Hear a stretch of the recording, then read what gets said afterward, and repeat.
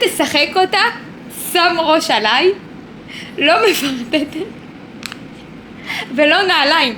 תכף אלך ואגיד לך ביי, אני לא פה, יולי, אוגוסט ומאי. למה מאי?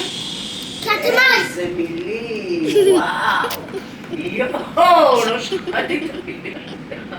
יפה, יולי, אוגוסט ומאי.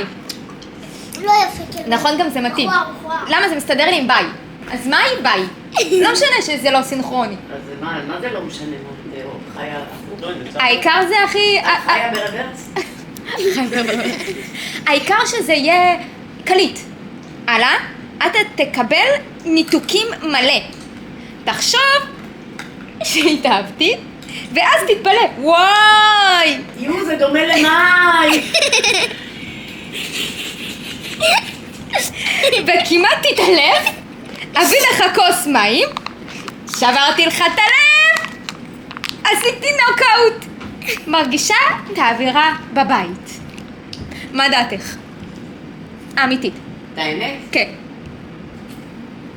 בשביל שלא תאכלי עגבניות על האור שלא יזרקו עלייך עגבניות ביצים, תדעי מזה. לרדת מזה של לזרוק עליי גווניות. מה אתה אומר, יובל?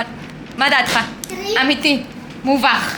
אמיתי שלי, אפיקות. אני כאן כדי לספר לכם שזה חלק משיר אימא. הוא להיט שירי קיץ בספוטיפיי 3 מיליון. מי זה? ביוטיוב למעלה מ8 מיליון צפיות. לא, אבל אם יש לו קצב. זה עוד מילים, אני מפאת כבודכם לא אשיר אותו. וזה להיט. אמא, זה להיט.